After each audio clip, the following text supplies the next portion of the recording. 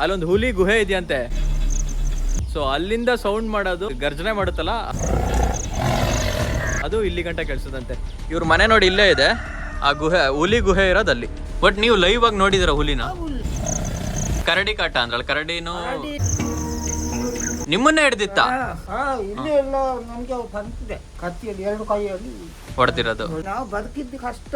ಈಗ ಮಾಡುವಾಗ ನಾವು ಈಗ ನಮ್ಮನೇಲಿ ಈ ನಾಯಿ ಬೆಕ್ಕು ಎಲ್ಲ ಹೆಂಗಿರುತ್ತೆ ಅದೇ ರೀತಿ ಈ ಊರವ್ರಿಗೆ ಹುಲಿ ಇದೆ, ಕರಡಿ ಇದೆ ಅಂತ ಹೇಳ್ತಾರೆ. ಹಾಯ್ ಹಲೋ ನಮಸ್ಕಾರ Karnataka, welcome back to my YouTube channel. ನನ್ನ ಗಂಧದ ಗುಡಿಗೆ ಸ್ವಾಗತ ಸುಸ್ವಾಗತ. ಸೊ ನಾನ್ ಇವತ್ತು ಬಂದಿರೋದು ದಕ್ಷಿಣ ಕನ್ನಡ ಜಿಲ್ಲೆ ಬೆಳ್ತಂಗಡಿ ತಾಲೂಕು ಸವನಾಲ್ ಗ್ರಾಮದಲ್ಲಿರೋ ಇತಿಲಪೇಲ ಅಂತ ಒಂದು ಚಿಕ್ಕ ಹಳ್ಳಿಗೆ ಬಂದಿದ್ದೀನಿ. ಈ ಹಳ್ಳಿಯಲ್ಲಿ ಸುಮಾರು 8 ರಿಂದ 9 ಮನೆಗಳಿದಾವೆ ಅಂಡ್ ಒಂದು 50 ಜನ ಇಲ್ಲಿ ಜೀವನ ಮಾಡ್ತಾ ಇದ್ದಾರೆ. ಈ ಊರಲ್ಲಿ ಇರೋರೆಲ್ಲಾರು ಈ ಮಲೆ ಕುಡಿಯರು ಅಂತ ಒಂದು ಟ್ರೈಬ್ ಇದೆ. ಸೊ ಆ ಟ್ರೈಬಲ್ ಕಮ್ಯುನಿಟಿಗೆ ಸೇರಿದವರಲ್ಲ. ಇಲ್ಲಿ ಹುಲಿ ಕಾಟ ಇದೆ, ಕರಡಿ ಕಾಟ ಇದೆ, ಆಮೇಲೆ ಕಾಡಂದಿ ಕಾಟ ಇದೆ, ಕಡವೆ ಕಾಟ ಇದೆ. ಅಂಡ್ ಇಲ್ಲಿನ ಜನರ ಜೀವನ ಮತ್ತು ಜೀವನ ಶೈಲಿ ಯಾವ ರೀತಿ ಇರುತ್ತೆ ಅಂತ ಅವ್ರ ಹತ್ರನೇ ಕೇಳಿ ತಿಳ್ಕೊಳ್ಳೋಣ.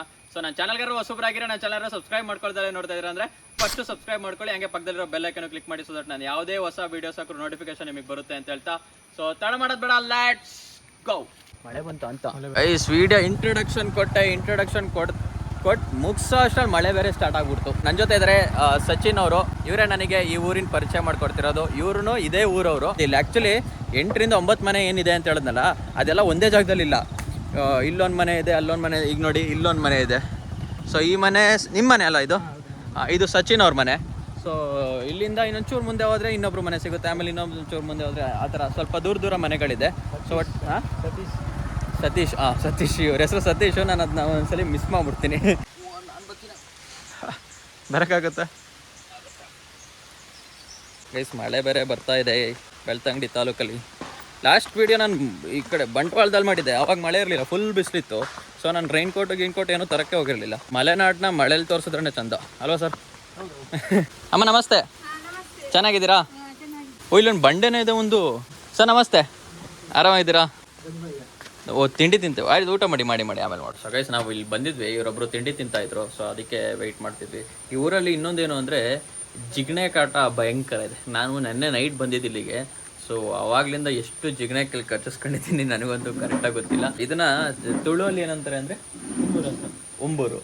ಸೊ ಜಿಗಣೆನ ತುಳು ಭಾಷೆಯಲ್ಲಿ ಉಂಬೂರು ಅಂತಾರೆ. ನಿಮ್ಮ ಹೆಸರು? ದೊಮ್ಮಯ್ಯ ಮಲೆಕುಡಿಗ. ಅಮ್ಮ ನಿಮ್ಮ ಹೆಸರು?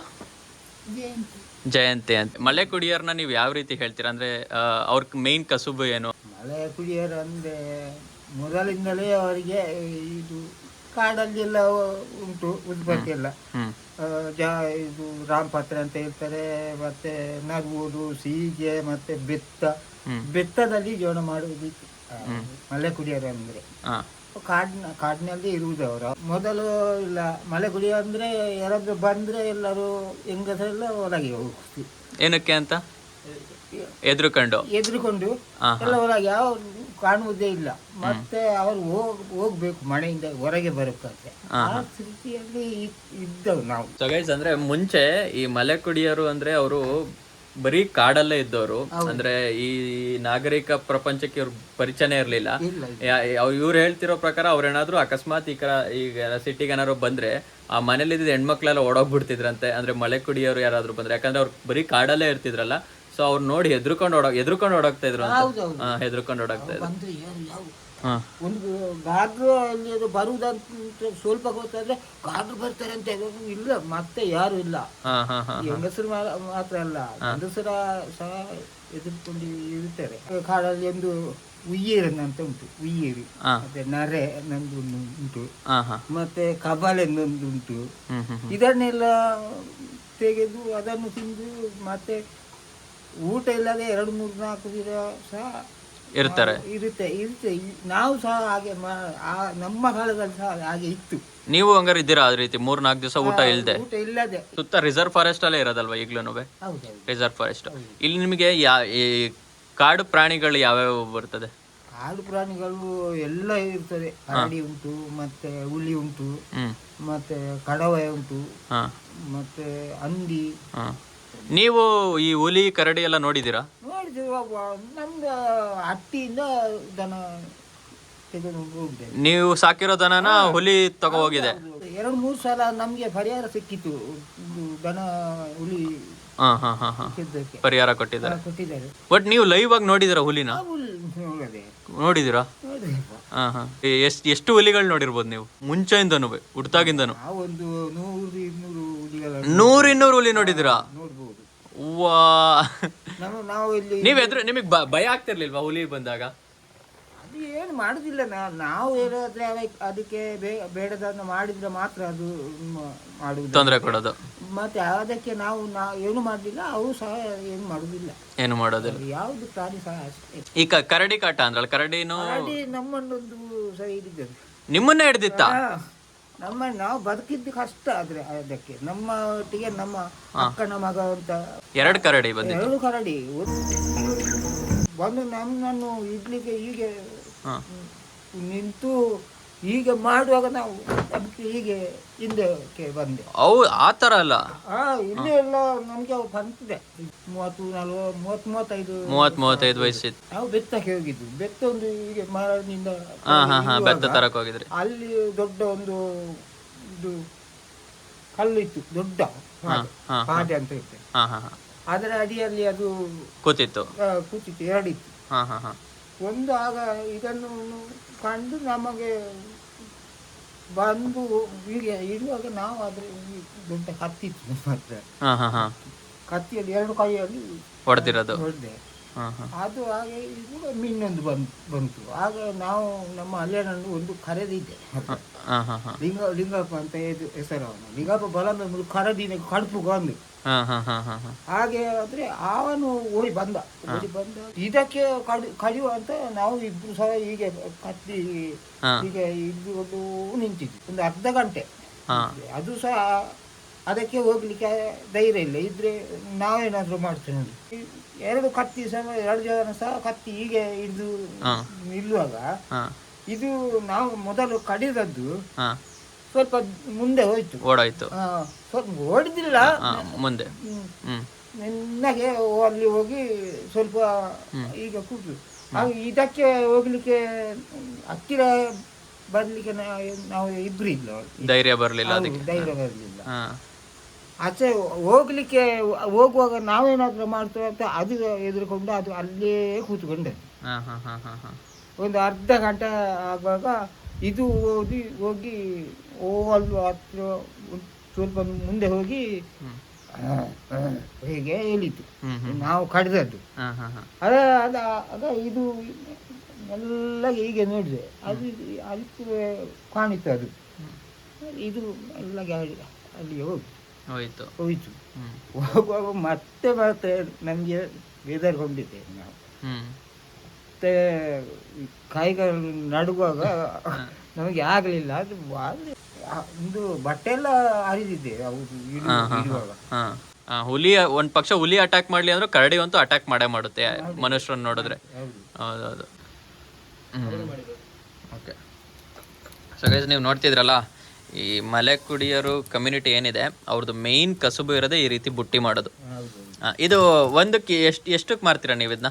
ಈಗ ಇದು 900 ರೂಪಾಯಿ ಇದು ಒಂದು. Okay okay. ಮೊದಲು 2 ರೂಪಾಯಿ 40 ಪೈಸೆಗೆ ಮಾಡಿದ್ದೇವೆ. ನೀವು ಫಸ್ಟ್ ಮಾಡಿದಾಗ 40 ಪೈಸೆ ಒಂದು ಬುತ್ತಿಗೆ. Okay okay okay. ಈ ಕಲ್ಲ ನಮಗೆಲ್ಲ ಅದು ಬೇರೆ ಇದು ಸ್ವಲ್ಪ ಕಷ್ಟ ಇದೆ. ಇದಕ್ಕೆ 2 ದಿನ ಬೇಕಾಗ್ತದೆ. 2 ದಿವಸ ಬೇಕು ಮಾಡಕ್ಕೆ. ಅಂದ್ರೆ ಕಾಡಿಗೆ ಹೋಗಿ ಆ ಬೆತ್ತ ತಂದು ಅದರಲ್ಲಿ ಅದನ್ನ ಫುಲ್ಲು ಇದು ಮಾಡಿ ಆಮೇಲೆ ಮಾಡುವಂಥದ್ದಲ್ಲ. ಸೊ ಗೈಸ್ ನೋಡಿ, ಇಲ್ಲಿ ಈಗ ಸಚಿನ್ ಅವರ ತಂದೆ, ಅವ್ರ ಹೆಸರು ಕರಿಯ ಮಲೆಕುಡಿಯ. ಆ್ಯಕ್ಚುಲಿ ಇವ್ರಿಗೆ ಕನ್ನಡ ಬರಲ್ಲ. ನನ್ನೆಲ್ಲ ಮಾತಾಡ್ಸಿದ್ದೀನಿ ಸುಮಾರು, ಬಟ್ ಬರೀ ತುಳುವಲ್ಲೇ ಮಾತಾಡ್ತಾರೆ. ಅವರಿಗೆ ಜಾಸ್ತಿ ಅಂದರೆ ಕನ್ನಡ ಬರಲ್ಲ, ಸೊ ಜಾಸ್ತಿ ತೊಂದರೆ ಕೊಡೋದು ಬೇಡ ಅವ್ರಿಗೆ. ಇದೆ ಮನೆನಾ ಗೈಸ್? ಈ ರೀತಿ ಜಾಗದಲ್ಲೆಲ್ಲ ಇರೋಕ್ಕೆ ಪುಣ್ಯ ಮಾಡಿರ್ಬೇಕು ನನ್ನ ಪ್ರಕಾರ, ಅಲ್ವಾ? ಉದ್ದವಾದ ಗಾಳಿ, ತೊಂದರೆ ಇಲ್ಲ, ಆರಾಮಾದ ಜೀವನ. ಈ ಕಡೆ ಬಿಸಿಲು ನೋಡ್ತೀರಾ, ಆ ಕಡೆ ಮಳೆಗಾಲದಲ್ಲಿ ಮಳೆನೂ ನೋಡ್ತೀರಾ. ಯಾರ್ದು ಕಿರಿಕಿರಿ ಇಲ್ಲ, ತೊಂದರೆ ಇಲ್ಲ, ನೆಮ್ಮದಿಯಾಗಿರ್ಬೋದು. ಒಂದು ನೆಟ್ವರ್ಕ್ ಒಂದು ಇದ್ಬಿಟ್ರೆ ನೆಟ್ವರ್ಕ್ ಒಂದಿಲ್ಲ ಅಷ್ಟೇ, ಇನ್ನೇನಿಲ್ಲ. ಅಂದರೆ ನೆಟ್ವರ್ಕು ಏನು ಬೇರೆ ಏನಕ್ಕಲ್ಲ, ಸ್ವಲ್ಪ ಟೈಮ್ ಪಾಸ್ ಮಾಡೋಕ್ಕೆ ಮತ್ತು ಎಮರ್ಜೆನ್ಸಿಗೆ ಏನಾದರೂ ಫೋನ್ ಗೀನ್ ಮಾಡಬೇಕು ಅಂದರೆ ಅವಾಗ ಸ್ವಲ್ಪ ತೊಂದರೆ ಆಗುತ್ತೆ. ಇಲ್ಲೊಂದು ಸಮಸ್ಯೆ ಏನಂದ್ರೆ ಒಂದು ವಿಷಯ ತಿಳಿಸ್ಬೇಕಂದ್ರೆ ನೆಟ್ವರ್ಕ್ ಇಲ್ಲಲ್ಲ. ಹಾಂ, ಒಂದು ಮನೆಯಿಂದ ಒಂದು ಮನೆಗೆ ಹೋಗ್ಬೇಕಷ್ಟೇ. ನೀವು ಹೋಗಿ ಅವ್ರ ಮನೆಗೆ ಹೇಳ್ಬೇಕು, ಅವ್ರ ಮಗು ಇನ್ನೊಬ್ರ ಮನೆಗೆ ಹೇಳ್ಬೇಕು. ಈಗ ನೆಟ್ವರ್ಕ್, ಈಗ ಫೋನಲ್ಲಿ ನೆಟ್ವರ್ಕ್ ಇದ್ರೆ ಫೋನ್ ನೋಡ್ತಾರೆ, ಫೋನ್ ಮಾಡ್ತಾರೆ. ನೆಟ್ವರ್ಕ್ ಇಲ್ಲ ಅಂದ್ರೆ ಸುಮ್ಮನೆ. ಈಗ ನಾನು ಬಂದಾಗಿಂದ ಫೋನೇ ನೋಡಿಲ್ಲ, ನೆನ್ನೆ ಬಂದಾಗಿಂದ ನಾನು ಫೋನೇ ನೋಡಿಲ್ಲ. ಏನಕ್ಕೆ ನೋಡಿಲ್ಲ? ನೆಟ್ವರ್ಕ್ ಇಲ್ಲ, ನೋಡಿಲ್ಲ. ಸೊ ನೆಟ್ವರ್ಕ್ ಇದ್ರೆ ಫೋನ್ ನೋಡ್ತೀರಾ, ನೆಟ್ವರ್ಕ್ ಇಲ್ಲ ಅಂದ್ರೆ ಎಲ್ಲಿಂದ ನೋಡ್ತೀರಾ? ಸೊ ನೆಟ್ವರ್ಕ್ ಇರೋದೇ ಒಳ್ಳೇದು ಒಂದು ಲೆಕ್ಕದಲ್ಲಿ. ಮೊಬೈಲ್ ನೆಟ್ವರ್ಕ್ ಇದ್ರೆ ಮೊಬೈಲಲ್ಲೇ ಇಡೀ ದಿನ ನೆಟ್ವರ್ಕ್ ಐತಲ್ಲ ಅಂತ ಸುಮ್ಮನೆ ಫೋನ್ ನೋಡ್ಕೊಂಡು ಇರ್ತೀವಿ. ನಿಮ್ಮ ಹೆಸರು? ವಿಠಲ ಅಂತ. ವಿಠಲ MK. ನೀವು ಎಷ್ಟು ವರ್ಷದಿಂದ ಇದ್ದೀರಾ ಇಲ್ಲಿ? ಇಲ್ಲಿ ಬನ್ನಿ. ಇದು ಅಲ್ಲ ಅವರಲ್ಲಿ 40 ವರ್ಷದಿಂದ ಇದ್ದಾರೆ. ಇಲ್ಲಿ ಇರೋರು ಎಲ್ಲರೂ ಈ ಮಲೆಕುಡಿಯವರು ಟ್ರೈಬ್ಗೆ ಸಂಬಂಧಪಟ್ಟವ್ರು ಅಲ್ಲ? ಹೌದು. ಒಂದೇ ಸಮುದಾಯ ಇಲ್ಲಿ. ನೀವು ಸುತ್ತ ಇಲ್ಲಿ ಕಾಡೆಲ್ಲ ಇದೆಯಲ್ಲ, ಆ ಕಾಡೆಲ್ಲ ನೀವು ಓಡಾಡಿದ್ದೀರಾ? ಇಲ್ಲಿ ಈ ಕಡೆ ಎಲ್ಲ ಓಡಾಡಿದ್ದೀರಾ? ತುಯರ್ ಹೆಂಚಿನ ಒಂದು ಪ್ರಾಣಿ ಅಂದ್ರೆ ಕರಡಿ ಸಿಕ್ಕಿದೆ. ಆದ್ರೆ ಅಟ್ಯಾಕ್ ಮಾಡಲಿಲ್ಲ. ಅಟ್ಯಾಕ್ ಮಾಡಿ ಬರೀ ನೋಡಿದಾರೆ ಅಷ್ಟೇ. ನೋಡಿದ್ದಾರೆ.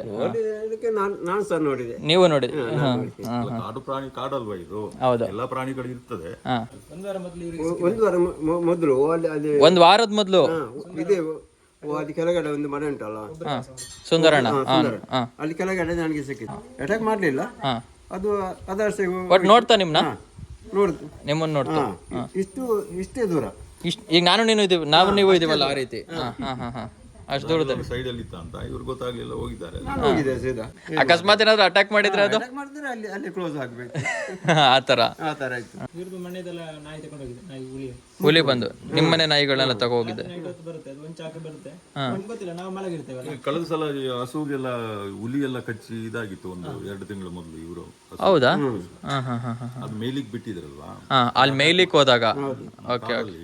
ಅದು ಅಟ್ಯಾಕ್ ಆಗಿ ಎಲ್ಲ ಕಚ್ಚಿ ಗಾಯ ಎಲ್ಲ ಆಗಿದ್ದಾರೆ. ಬಟ್ ಹುಲಿ ಅಂತೂ ಸುತ್ತಮುತ್ತ ಇದೆ, ಹುಲಿ ಕರಡಿ ಎಲ್ಲ ಇದೆ. ಸಿಗೋದಿಲ್ಲ ಅದ್ರ ಟೈಮಲ್ಲಿ ಯಾವಾಗ ಬರ್ತದೆ, ಅದು ಯಾವಾಗ ಬರುತ್ತೆ ಅದು ಹೋಗುತ್ತೆ, ಅದು ಗೊತ್ತಾಗಲ್ಲ ಯಾರಿಗೂ. ಅದೊಂದು 2-3 ಸೇರಿದ ಸೌಂಡ್ ಮಾಡ್ತದೆ. ಇಲ್ಲಿಂದ ಸೌಂಡ್ ಕೇಳ್ತದೆ. ಕೇಳಿಸುತ್ತಾ ಸೌಂಡ್ ಮಾಡೋದೆಲ್ಲ?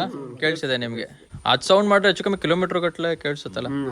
ದೊಡ್ಡದಲ್ಲ ಬಾಯಿ ಹೌದು ಮಾಡಿ ಅಂತ ಆನೆ ಕೂಗ್ತದಲ್ವಾ ಸಣ್ಣ ಮೇಲೆ. ಹೌದು. ಹುಲಿದು ಗುಹೆ ಇಲ್ಲಿ ಉಂಟಂತೆ ಮೇಲೆ. ಹುಲಿ ಗುಹೆ ಇದೆಯಂತ 1 ಕಿಲೋಮೀಟರ್ ಒಳಗೆ. ಈ ಮನೆಯಿಂದ 1 ಕಿಲೋಮೀಟರ್ ಒಳಗೆ ಹುಲಿ ಗುಹೆ ಇದೆ. ಅದು ಇಲ್ಲಿ ಬಂದು ಸರ್ ಕಾಣಿಸುತ್ತಾ? ಬಂಡೆ ಕಾಣಿಸುತ್ತೆ. ಹೌದಾ? ಬಂಡೆ ಕಾಣಿಸುತ್ತೆ. ಇದೆ ಸರ್, ಅಲ್ಲಿ ಬಂಡೆ ಐತಲ್ಲ, ಅದರ ಒಳಗಡೆ ಅಲ್ಲೊಂದು ಹುಲಿ ಗುಹೆ ಇದೆಯಂತೆ. ಸೊ ಅಲ್ಲಿಂದ ಸೌಂಡ್ ಮಾಡೋದು, ಅಲ್ಲಿ ಹುಲಿ ಗರ್ಜನೆ ಮಾಡುತ್ತಲ್ಲ, ಅದು ಇಲ್ಲಿ ಗಂಟೆ ಕೇಳಿಸೋದಂತೆ. ಇವ್ರ ಮನೆ ನೋಡಿ ಇಲ್ಲೇ ಇದೆ, ಆ ಗುಹೆ, ಹುಲಿ ಗುಹೆ ಇರೋದು ಅಲ್ಲಿ. ಏನೊಂದು 1 ಕಿಲೋಮೀಟರ್ ಒಳಗೆ ಇದೆಯಂತೆ ಗುಹೆ. ಬೆಳಿಗ್ಗೆ ಈ ಹೊತ್ತಲ್ಲಿ ಅದರ ಮೇಲೆ ಇದ್ರೆ ಹುಲಿ ಇದ್ರೆ ಇವರಿಗೆ ಕಾಣಿಸುತ್ತೆ. ಕಾಣಿಸುತ್ತೆ. ಹುಲಿ ಕಾಣಿಸುತ್ತೆ. ಕಾಣಿಸುತ್ತೆ. ಇಲ್ಲಿ ಕಾಣುವಾಗ ನಮಗೆ ಸಣ್ಣದಾಗಿ ಕಾಣಿಸುತ್ತೆ, ಚಿಕ್ಕದಾಗಿ ಕಾಣಿಸುತ್ತೆ. ಹೌದು. ಒಟ್ಟು ನೀವೆಲ್ಲ ಕಾಣಿಸಿದೆ, ಒಟ್ಟು ಮುಂಚೆ ಎಲ್ಲ ಕಾಣಿಸಿದೆ, ಹುಲಿ ಕಾಣಿಸಿದೆ. ಇವಾಗ ಯಾವುದೂ ಇರಲ್ಲ ಅನ್ಸುತ್ತಲ್ಲ ಒಳಗಡೆ? ಹೇಳಕ್ ಬರಲ್ಲ ಅದು ಯಾವಾಗ ಎಲ್ಲಿರುತ್ತೆ ಏನು ಅಂತ. ನನಗೆ ಕೇಳಲಿಕ್ಕೆ, ಈಗ ನಾನು ಹೊಸಬ್ಬ ಅಲ್ಲ, ನನಗೆ ಕೇಳಲಿಕ್ಕೆ ಒಂಥರ ಭಯಾನಕವಾಗಿರುತ್ತೆ. ನಿಮ್ಗೆಲ್ಲ ಇದೆಲ್ಲ ಒಂಥರ ಮಾಮೂಲಿ ವಿಷಯ ಆಗಿದೆ ನೋಡಿ. ಇವ್ರಿಗೆಲ್ಲ ಈ ಹುಲಿ ಅಂದ್ರೆ ಹುಲಿ ಇದೆ. ಈಗ ನಮ್ಮನೇಲಿ ಈ ನಾಯಿ ಬೆಕ್ಕು ಎಲ್ಲ ಹೆಂಗಿರುತ್ತೆ ಅದೇ ರೀತಿ ಈ ಊರವ್ರಿಗೆ ಹುಲಿ ಇದೆ, ಕರಡಿ ಇದೆ ಅಂತ ಹೇಳ್ತಾರೆ. ಈಗ ನಮ್ಮ ಮನೆಗಳಲ್ಲಿ ನಮ್ಮಲ್ಲಿ ನಾಯಿ ಇದೆ, ಬೆಕ್ಕು ಇದೆ ಅಂತೀವಲ್ಲ, ಸೊ ಆ ರೀತಿ. ಸೊ ನೋಡಿ, ಇಲ್ಲೇ ಸುತ್ತ ಹುಲಿ ಗುಹೆಗಳಿದೆ, ಇಲ್ಲೇ ಮನೆಗಳು ಇದೆ, ಇಲ್ಲೇ ಜನರು ಇದ್ದಾರೆ. ಇಲ್ಲಿ ಮಕ್ಕಳೆಲ್ಲ ಶಾಲೆಗೆ ಹೋಗ್ಬೇಕು, ಶಾಲೆದು ಕೆಳಗಡೆ ಹೋಗ್ಬೇಕು. ಓಕೆ. ಶಾಲೆದು ಒಂದು ವ್ಯವಸ್ಥೆ ಆದ್ರೆ ಇಲ್ಲಿ ಹತ್ತಿರ, ಇಲ್ಲಿ ಒಂದು 10-12 ಮನೆ ಉಂಟು. ಆ ಮನೆಗಳಿಗೆಲ್ಲ ಒಂದು ಅನುಕೂಲ ಆಗ್ತದೆ. ಹೌದು. ಇಲ್ಲಾಂದ್ರೆ ಮಳೆ ಜೋರು ಬರುವಾಗ, ನೀರೆಲ್ಲ ಬರುವಾಗ ಮಕ್ಕಳನ್ನು ಕರ್ಕೊಂಡು ಹೋಗ್ಲಿಕ್ಕೆ, ಬರ್ಲಿಕ್ಕೆ, ಬಿಡ್ಲಿಕ್ಕೆ ಕಷ್ಟ ಆಗ್ತದೆ. ಪಿಕಪ್ ಡ್ರಾಪ್ ಕಷ್ಟ ಆಗುತ್ತೆ, ಬಹಳ ಕಷ್ಟ ಆಗ್ತದೆ. ಹೌದು. ಓಕೆ. ಇವಾಗ ಎಷ್ಟು ಕಿಲೋಮೀಟರ್ ಹೋಗ್ತಿದ್ದಾರೆ ಮಕ್ಕಳೆಲ್ಲ? ಮಕ್ಕಳು ಇಲ್ಲಿಂದ ಒಂದು 5-6 ಕಿಲೋಮೀಟರ್ ಕೆಳಗಡೆ ಹೋಗ್ತಾರೆ. ಒಂದು 7 ಕಿಲೋಮೀಟರ್ ನಡೆದುಕೊಂಡೇ ಹೋಗ್ಬೇಕು, ನಡೆದುಕೊಂಡೇ ಬರಬೇಕು. ಓಕೆ. ಮಳೆಗಾಲದಲ್ಲಿ ಯಾವ್ದು ಗಾಡಿ ಬರ್ಲಿಕ್ಕಿಲ್ಲ, ಈಗಲೂ ಬರ್ಲಿಕ್ಕಿಲ್ಲ. ನೀವು ಎಲ್ಲಿಂದ ಬಂದಿದ್ದು? ಇದೇ ರೋಡಲ್ಲಿ? ಇದೇ ರೋಡಲ್ಲೇ. ಎಂತ ಯಾವ್ದ್ರಲ್ಲಿ ಬಂದಿದ್ದು? ಈಗ ನಡ್ಕೊ ಬಂದಿದ್ದು. ಅದೇ ಮೇನ್ ಸಮಸ್ಯೆ ಅಂದ್ರೆ ಅದೇ ಮಕ್ಕಳು ಸ್ಕೂಲ್ ಶಾಲೆಗೆ ಓಡಾಡೋದು, ಅದೇ ಒಂದು. ಮತ್ತೆ ಇಲ್ಲಿ ವಯಸ್ಸಾದವರು ಇರ್ತಾರೆ, ಹುಷಾರಿಲ್ಲ ಅಂದ್ರೆ ಹಾಸ್ಪಿಟಲ್ ಸಹ ಇರ್ಲಿಕ್ಕಿಲ್ಲ, ಎಮರ್ಜೆನ್ಸಿ ಯಾವ್ದು ಇರ್ಲಿಕ್ಕಿಲ್ಲ. ಓಕೆ. ಅಂದ್ರೆ ಈಗ ಏನಾದ್ರು ಎಮರ್ಜೆನ್ಸಿ ನೀವೇ ಊರವರೆಲ್ಲ ಸೇರ್ಕೊಂಡು ಏನಾದ್ರು ಜಿಪ್ ಗಿಪ್ ಇದ್ ರೆಡಿ ಮಾಡಿ. ಮಳೆಗಾಲದಲ್ಲಿ ಯಾವ್ದು ಬರ್ಲಿಕ್ಕಿಲ್ಲ, ಒತ್ಕೊಂಡು ಹೋಗ್ಬೇಕಾಗುತ್ತೆ. ಇದ್ರೂ ಬಾಡಿಗೆ ಅವರು ಬರ್ಲಿಕ್ಕಿಲ್ಲ. ಬಟ್ ಅಂದ್ರೆ ಈಗ ಹಾಸ್ಪಿಟಲ್ಗೆ ಹೋಗ್ಬೇಕಾದ್ರೆ ಬೆಳ್ತಂಗಡಿ ಹೋಗ್ಬೇಕಾ ನೀವು?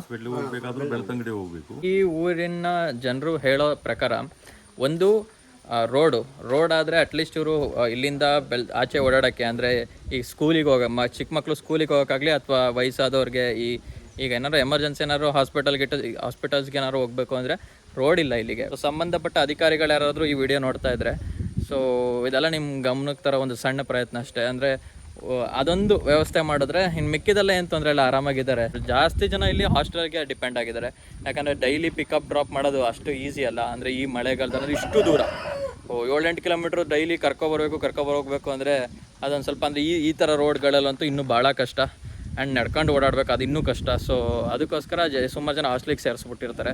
ಸೊ ಆ ರೋಡೊಂದು ಆಗ್ಬಿಟ್ಟು ಇನ್ನೊಂದು ಈ ವಯಸ್ಸಾದವ್ರಿಗೆಲ್ಲ ಒಂದು ಚಿಕ್ಕ ಕ್ಲಿನಿಕ್ ಥರ ಏನಾದರೂ ಇಲ್ಲಿ ಹತ್ರದಲ್ಲಿ, ಅಂದರೆ ದೊಡ್ಡ ಹಾಸ್ಪಿಟ್ಲನ್ನೇ ಮಾಡಬೇಕು ಅಂತೇನು ಹೇಳ್ತಿಲ್ಲ, ಅಂದರೆ ಚಿಕ್ಕ ಕ್ಲಿನಿಕ್ ಥರ ಏನಾದರೂ, ಅಂದರೆ ಎಮರ್ಜೆನ್ಸಿಗೆ ಒಂದು ಚಿಕ್ಕ ಕ್ಲಿನಿಕ್ ಆದರೆ ಇನ್ನೂ ಖುಷಿ.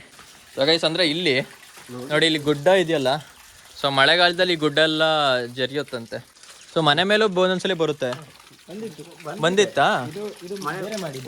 ಹೊಸ್ದಾಗಿ ಮಾಡಿರೋದು ಇದು. ಹಾಂ.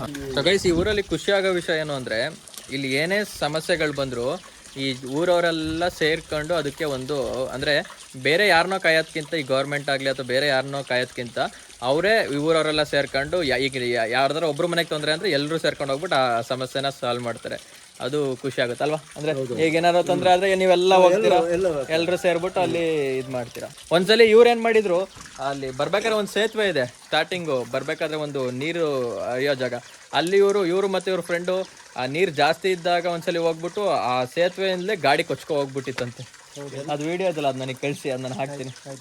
ಸೊ ನೀರು ಇಲ್ಲಾಗಿತ್ತದು, ಹೋಗುವಾಗ ಸಡನ್ ನೀರು ಬಂದಿದ್ದು, ಮಳೆಗಾಲ ಅಲ್ಲ, ಸಡನ್ ಆಗಿ ಒಂದೊಂದ್ಸಲಿ ನೀರು ಮೇಲೆ ಗುಡ್ಡ ನೋಡಿ, ಆ ಕಡೆ ಮೇಲೆ ಮಳೆ ಆದ್ರೆ ನಮ್ಗೆ ಗೊತ್ತಾಗುದಿಲ್ಲ, ಈ ಕಡೆ ಮಳೆ ಆದ್ರೆ ಗೊತ್ತಾಗ್ತದೆ, ಮೇಲ್ ಮಳೆ ಆದ್ರೆ ಗೊತ್ತಾಗಲ್ಲ. ಸಡನ್ ಆಗಿ ನೀರು ಬಂದ್ಬಿಟ್ಟಿದೆ, ಇವ್ರ ಗಾಡಿ ಎಲ್ಲ ಬಿಟ್ಬಿಟ್ಟವ್ರೆ. ಸೊ ಆ ಗಾಡಿ ಕೊಚ್ಕೊಂಡು ಹೋಗಿತ್ತಂತ ಒಂದು 3/4 ಕಿಲೋಮೀಟರ್. ಅದಾದ್ಮೇಲೆ ಊರವರೆಲ್ಲ ಸೇರಿ ಅದನ್ನ 50-60 ಜನ ಆಗಿರ್ಬೋದು. ನಾನು ಸಹ ಇದ್ದೆ. ಒಂದು 50-60 ಜನ ಸೇರಿ ಎತ್ತಿದ್ದ ಗಾಡಿನ.